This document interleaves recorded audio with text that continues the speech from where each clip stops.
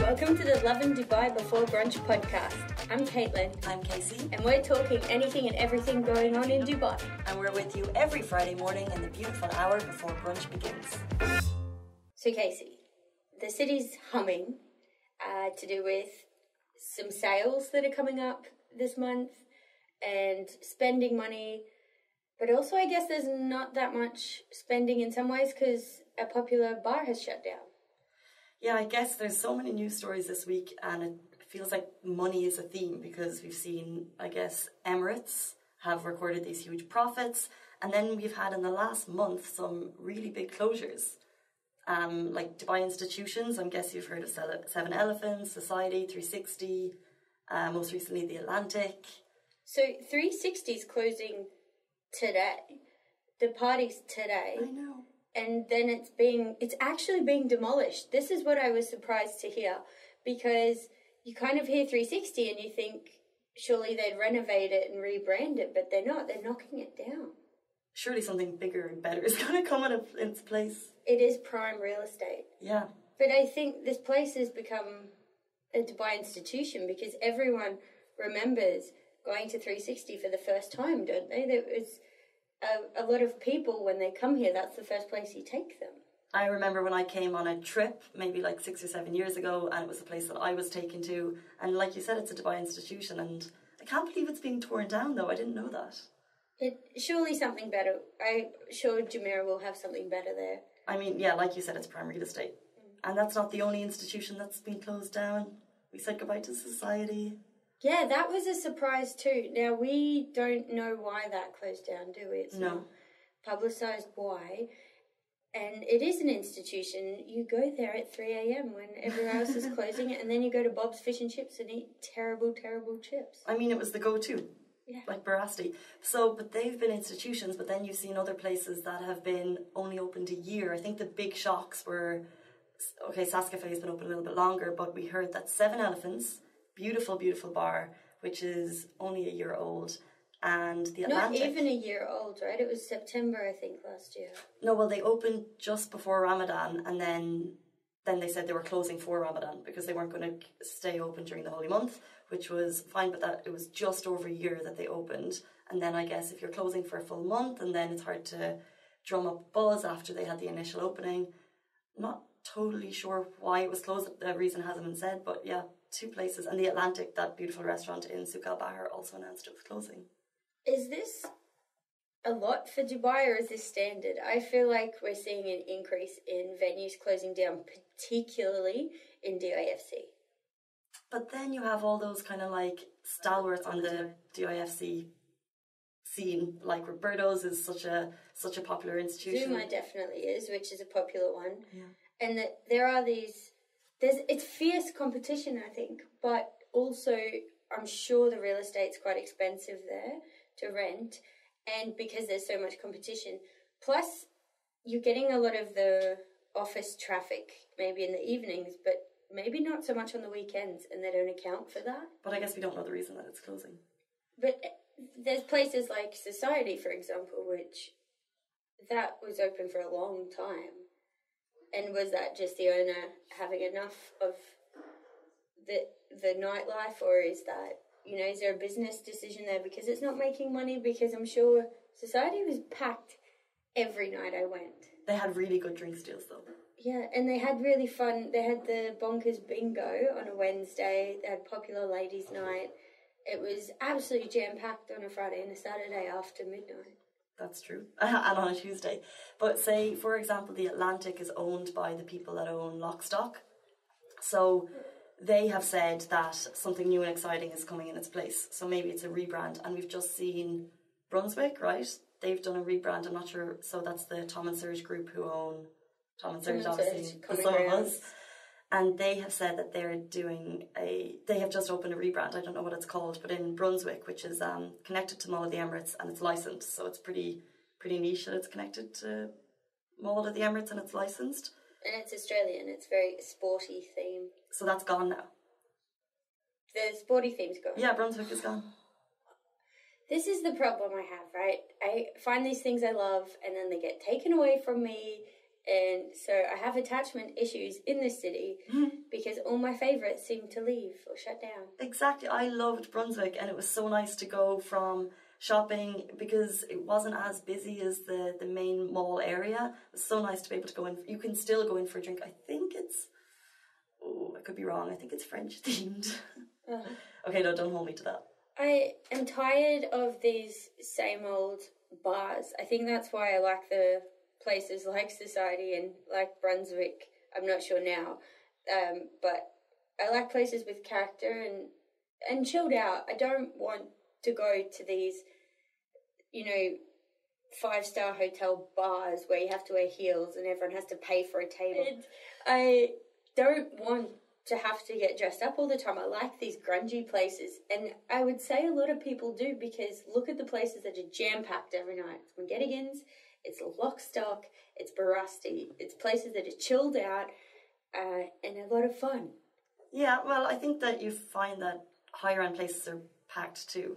I love the way you say grungy, though, because you're still paying high-end prices in these places, 100%. But it's obviously Brunswick didn't take off. I'm surprised. I thought it did. But maybe it wasn't in the forefront of people's minds because it's kind of tucked away. It's not in Marina, which is where I think a lot of boozy patrons reside. Marina JLT kind of area. So Bosch is that just tiny bit further. And maybe there's other competition there. I'm not sure. I lived in Barsha, so I know that there's not great competition if you knew about it. But I guess the Tom and Serge kind of niche or whatever they do is great coffee, great healthy meals, great brunches, and maybe the clientele didn't know about it. Maybe it's a different draw for people. I wonder if it's a marketing issue sometimes. Like 7 Elephants, why did it close down? 360 is Jumeirah. They financially can afford to keep somewhere like that open, but maybe they've just said 360's done its time now. Maybe, which I think that could be possible. I think everyone's been there. Maybe people aren't going there regularly anymore. It has to be shut in summer because the selling point is their outdoor terrace upstairs. So maybe that's being refurbished. But yeah, maybe it's just a marketing issue. Maybe it's functionality. I don't know. Well, so basically, we don't know the owner of 7 Elephants. We can't say. We do know Tom and Serge run Brunswick, but as we said, going into a licensed venue is new for them. And so just to interrupt you there, though, Muchachos, Tom and Serge, I think opened before they opened Brunswick in the Holiday Inn. Oh, this is true. Now, this place is licensed, also closed down in Safford Park, but I believe, I heard a rumour that the management of the hotel that the restaurant was housed in saw that the restaurant was doing well and so took back the management rights. That's really interesting because I heard it was a location issue because I went to Muchachos, I loved it, but I heard it was because it was tricky for people to get to, but that was just chat.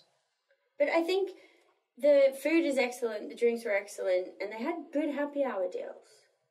They did. It's funny because what I was going to say was it's tricky for anyone going into a new venue because they're not thinking of the Ramadan holiday hours and the license fees that they'll have to and the staff visa registrations and all this kind of thing.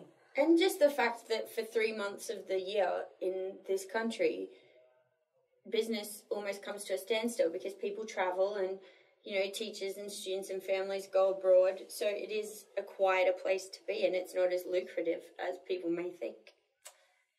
Yeah, and then, so they're following a passion and then they may go in head first and you have to remember that you need your passion and then you need your business brain. So you need 2 things to be a startup entrepreneur here. See, I don't have the business brain, so I don't think I could do it. This is it. So my mum was an amazing, amazing chef and she trained in the Cordon Bleu cookery school. Do you know what that is? Excellent French accent. Thank you. Well, because I heard her say it over and over again. But basically, she was an amazing chef and she had restaurants, but when it came to the end of it, she didn't have a business brain. So although she could bake the most beautiful and tastiest cake that you could ever see, the numbers didn't add up. So, and we see so many startups in this region and some of them make it. There's Kareem, obviously, numero uno, Deliveroo and all these other ones. Souk.com. Soup.com. I would say Souk is numero uno over Kareem, just because Souk got bought by Amazon. It was earlier. For how much? It's older than Kareem. Kareem became that unicorn. Was that the first one? The $1 billion estimate? Don't ask me business questions. But they're both something to aspire to. And you see all these businesses to aspire to. And if you have that idea, and that we are in the startup hub right now, which is Astrolabs JLT, where all these startups are making their name, and Deliveroo started here, which I think is really cool. But if you don't have the business brain to go with it, if you have the passion, people have one or the other, I think. Some people have both. That's how the businesses get blossom. Of course.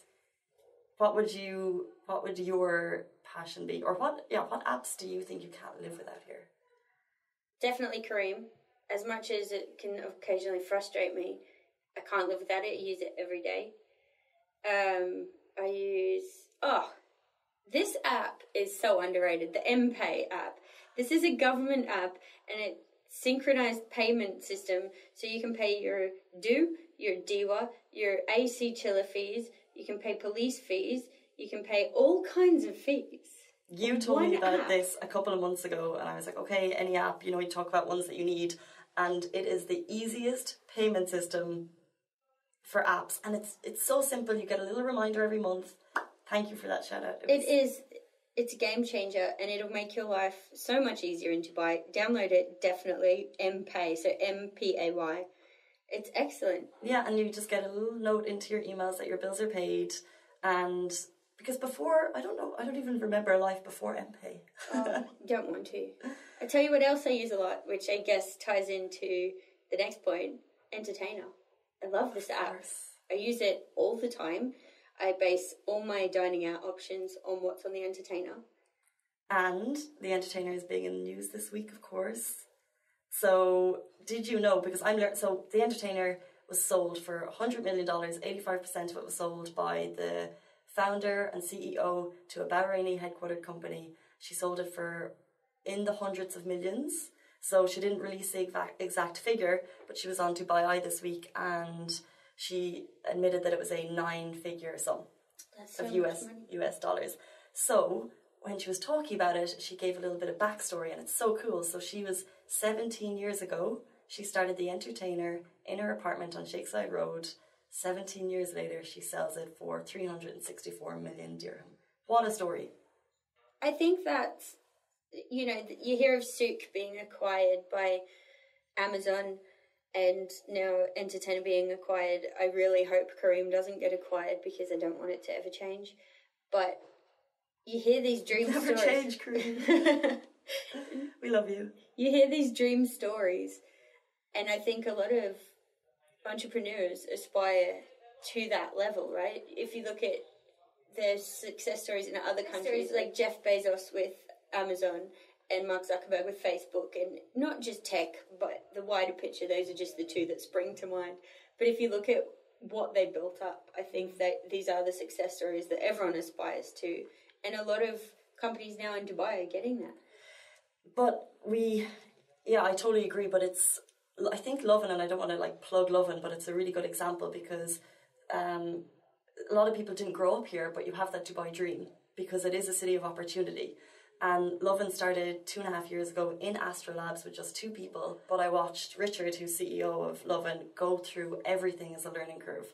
Nothing was easy, and it's a hard slog. So we don't know, I don't know the backstory of the CEO of Kareem, but I'm sure you go to any of these backstories and there is 24-hour days non-stop. It's not an easy process.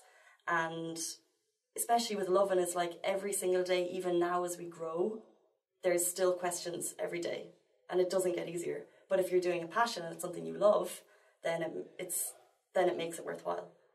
I think it does get easier as you get bigger, surely. You'd hope so. Like Donna Benton, who owns the Entertainer, it's got to be easier for her now with her 100 million.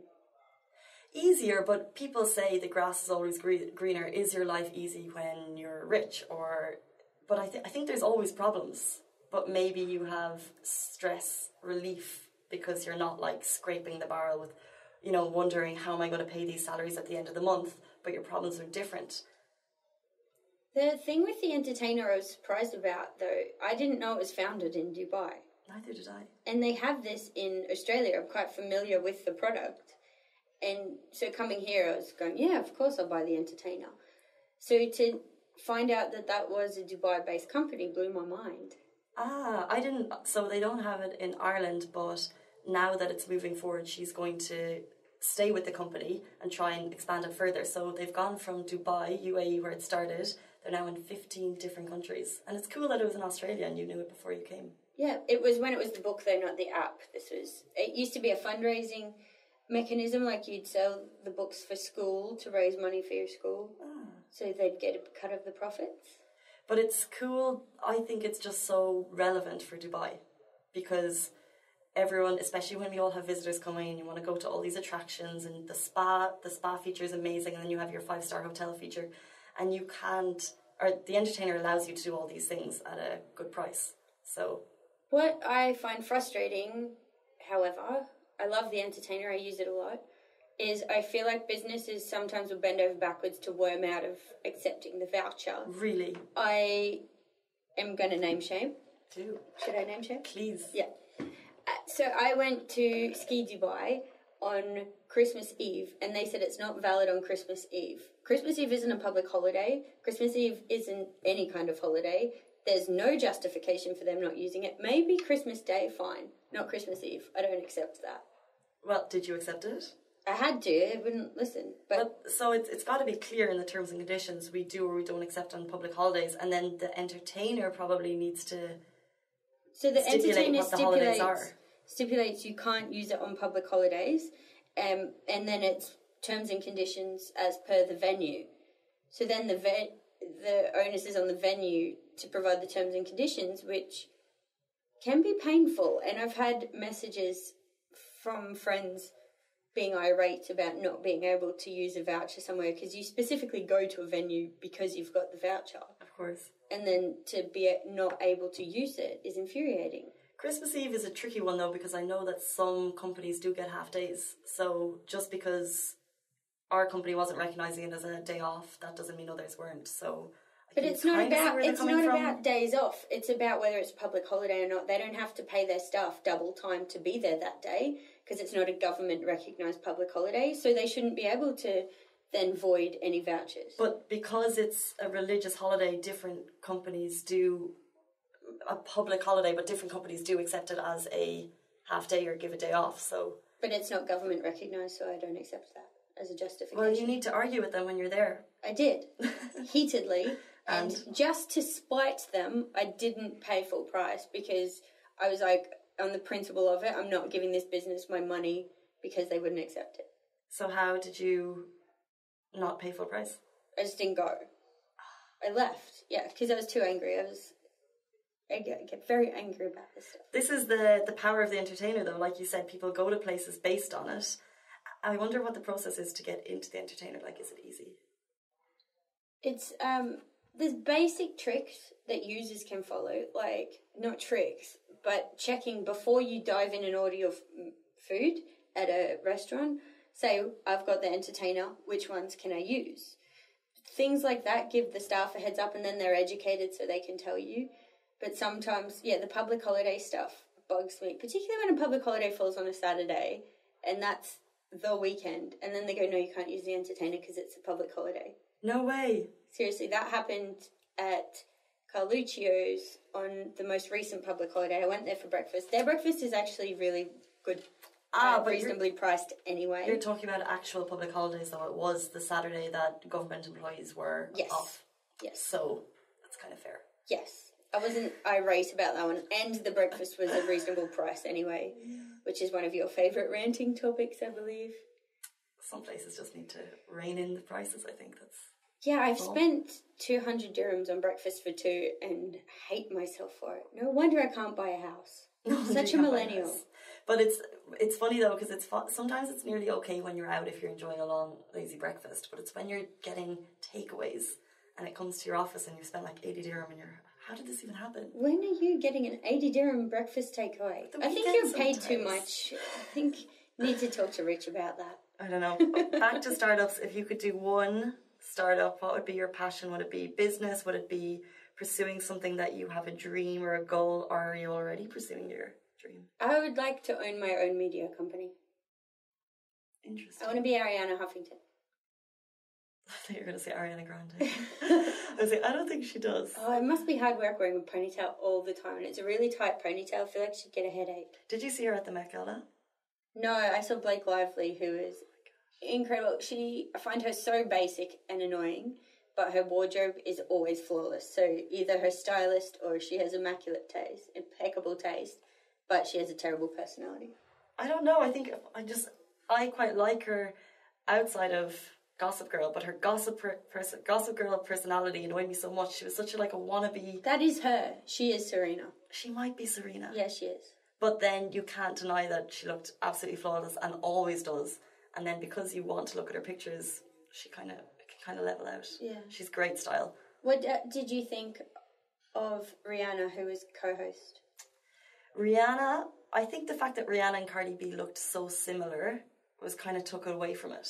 Because they were both in the kind of nearly a pope, bejeweled get up with the big hat. And I just thought they were too similar. But I think Rihanna won that style war for sure. Did you see Katy Perry? No. So I saw it. So Vogue actually had a live feed from the red carpet, which is really, really cool on their Instagram stories. So I saw a couple of people that I didn't see in the main pictures.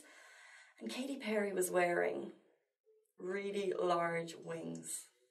Fun. But they couldn't move, so they weren't she wasn't like Victoria's Secret angel walking down a catwalk. They were double the size of her. She couldn't stand up. She couldn't crouch. She couldn't move in any way.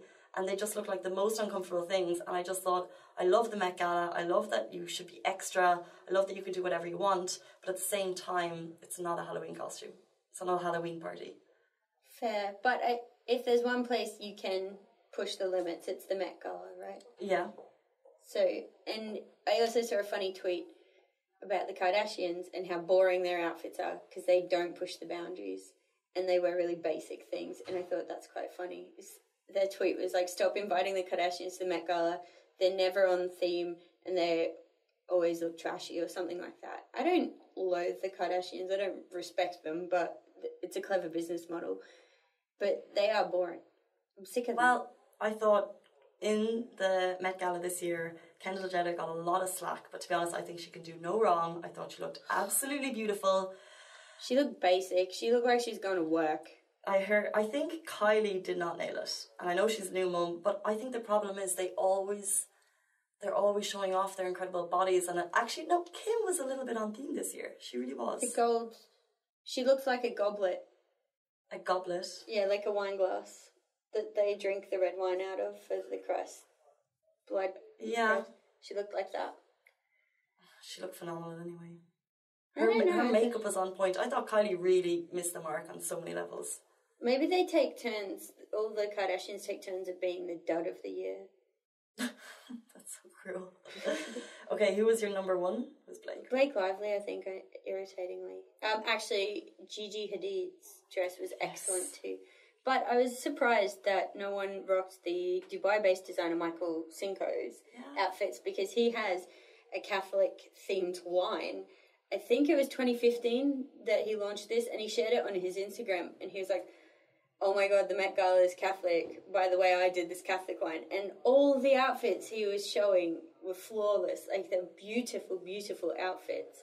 And I worship him. His dresses are Disney princess dresses, So I was surprised no one rocked a Michael Cinco. I agree with you. I was searching. I went straight on to Michael Cinco's because I assumed, and like you said, they would be perfect for the theme. They are the ultimate fairy tale dresses, and it was kind of like a Catholic imagination theme, but a lot of them did go down that route. Like Ariana Grande's was quite fairy tale, and Gigi Hadid's could have been in Michael Cinco's line. It was the same colours, it was the same kind of brush strokes and shapes and silhouette. It could have been in Michael Cinco.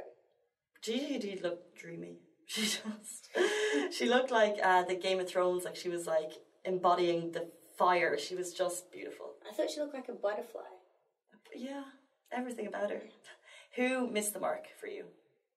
I have opinions about Rihanna. I think she's a dud. Everyone worships her, and I just think she's basic. and who's the other one? There was a lot of really ones that were lacking in creativity, you know, just, oh yeah, I'll just put a thorn crown on my head and then I'm done. Yeah. Those were disappointing. That's true. I thought Amanda Seyfried, did you see her? Seyfried? The yellow? Yeah, she looked, it wasn't over the top, but she just looked like a vision. Who did you not like? I really dislike Kylie Jenner, and I'm a Kylie Jenner fan, and I love her makeup. I think she's really cool. I always think she is quite fun with her style, but I just thought she missed the mark completely this year. I think Dubai needs something like the Met Gala. I have ranted about this a lot in the office. I do not get to wear enough ball gowns in Dubai. You know what I think has just happened? I think we've gone from startups to ideas, and I think we have ours. What? Met Gala? Met Gala, Dubai Opera. Dubai Met Gala. Dubai Met Gala, run by Lovin Dubai. run by Caitlin Davies' own media company. But seriously, where do you get to wear ball gowns in Dubai? They don't even have the oil baron's ball anymore, so I can't wear it to that. What was that? I don't know, but it was a ball. I think they do, I just think we're not invited to them. Oh, right. Yeah. Are we the Kardashians of Dubai? No. Less hot, though. We wish we were the Kardashians. But we're the people that kind of occasionally get invited to the cool stuff, but don't get invited to the, like, high-end events. Well, yeah, but I'm not talking about us. I think there are ball gown events and galas, but I think the majority of people, like in any city, the majority of people aren't going to ball gown events that often. I would happily go to a ball gown event every 2 weeks. You say that now. The effort, the glam. No, it's easy. I could just put on ball gowns and take a photo and then be like, oh, I was at this lovely event, look how beautiful I look, and then not actually go to events. That sounds quite sad. It sounds like Instagram. Yeah. Anyway, on the subject of over-the-top lifestyle, let's take a quick break and then we'll be back afterwards with our theme, which continues on from this, which is overspending and shopping and fashion.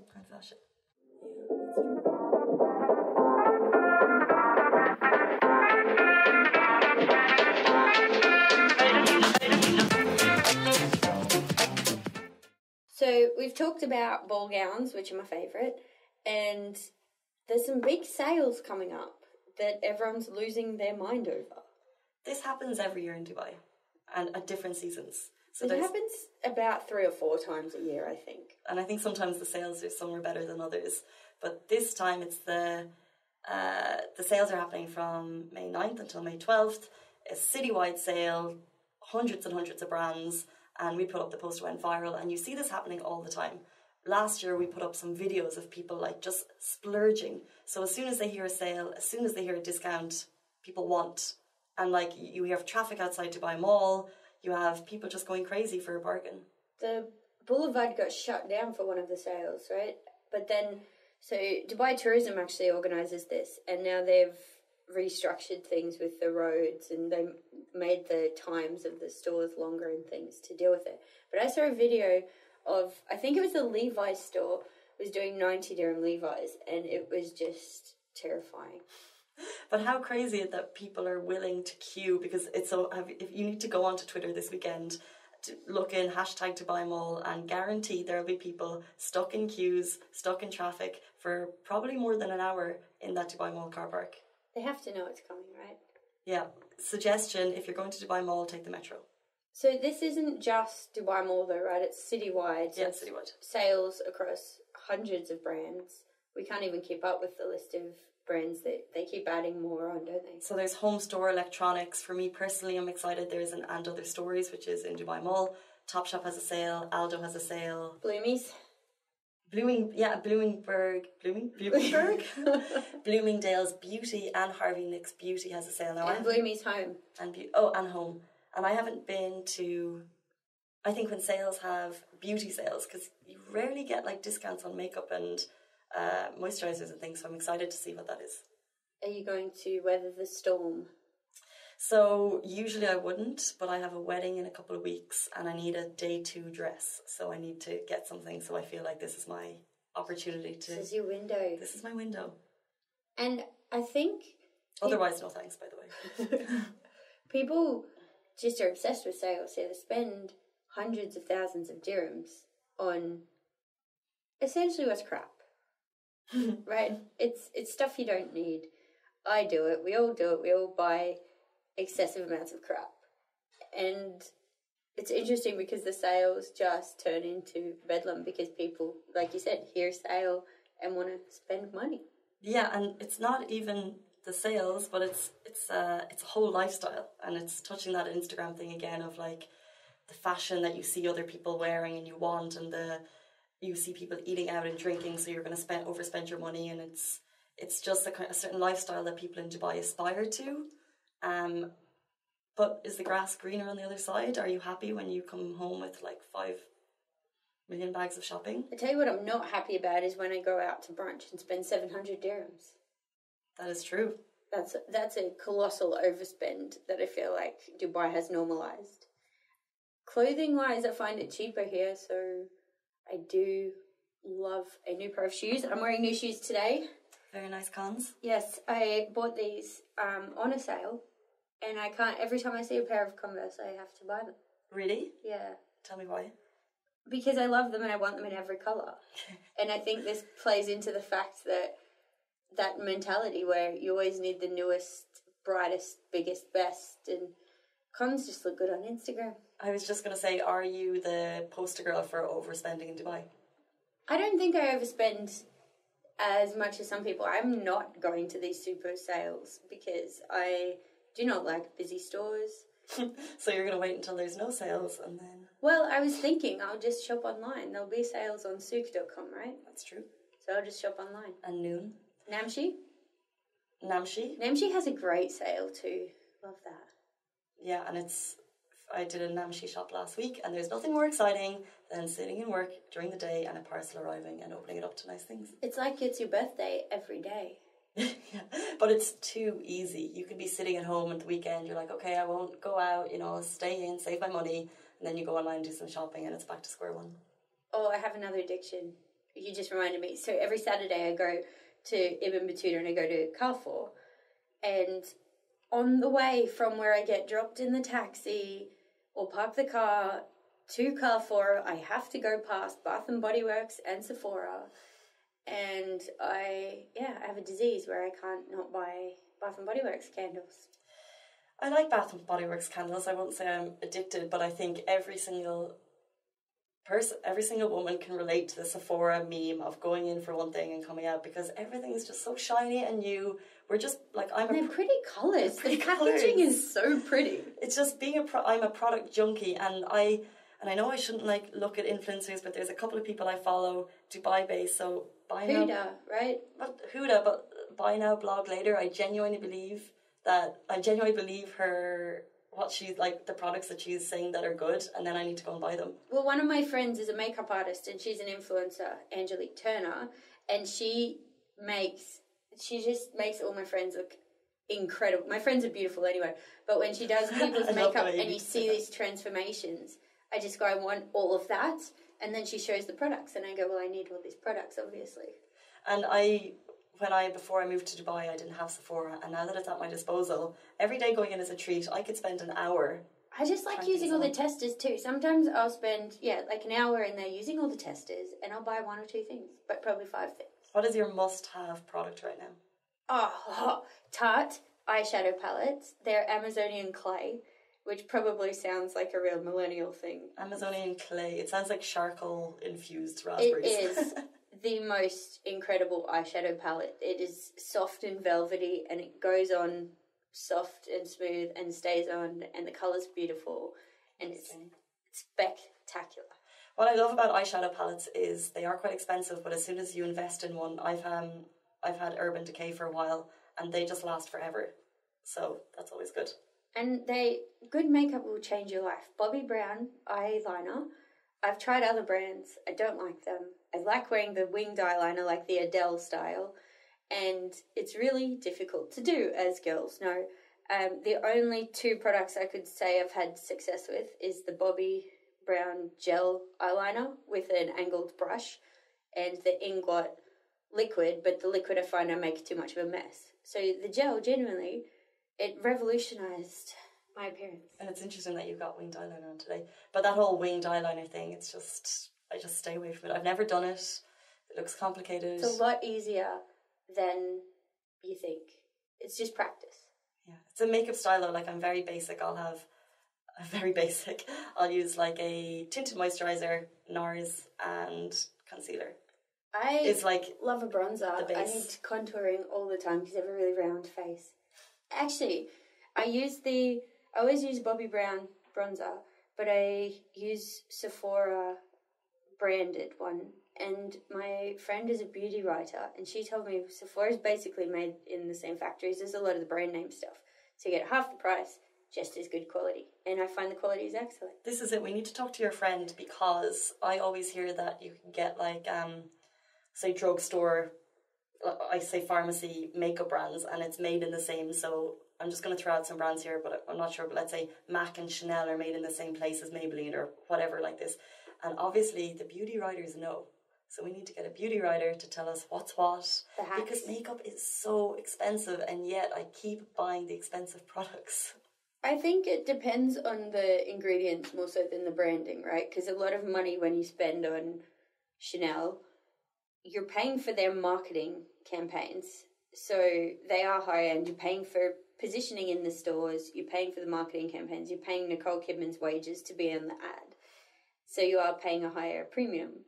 I wouldn't assume Chanel and Maybelline were made in the same factory, but you could, maybe MAC and Maybelline, maybe. I can't say that, but we should get her in for a chat maybe next week and we could ask her. I would love to pick someone's brains about what brands.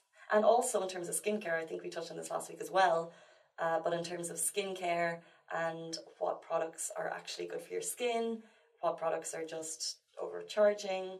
I think a lot of stuff is overcharged here because Dubai has an obsession with skincare and beauty.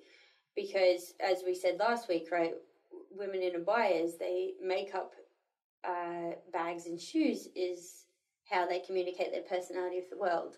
So there is a higher interest in makeup here, I would say is fair. And so I think because of that, the premium on makeup is higher, the prices. But yeah, but I also find that clothes and food here is more expensive than Dublin, but you think it's cheaper, so I think it's just relative to where you've come from. Sephora in Australia is more expensive than here. Sephora in Australia? I don't know. You don't even have Sephora. No, I think we just got a Victoria's Secret, but I haven't been at home in a while. I'm going home in 3 weeks. I'm very excited about it. What are we going to do without you? Is it going to be Rich and I hosting? Probably. That'll be interesting.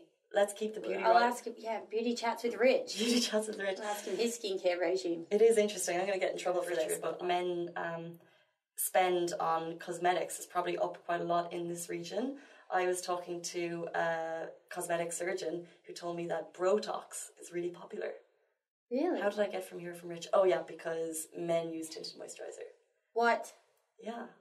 Rich? Does Rich use tinted moisturizer? No, but a brother of mine uses tinted moisturizer. Imagine if you only had one brother. I have 4.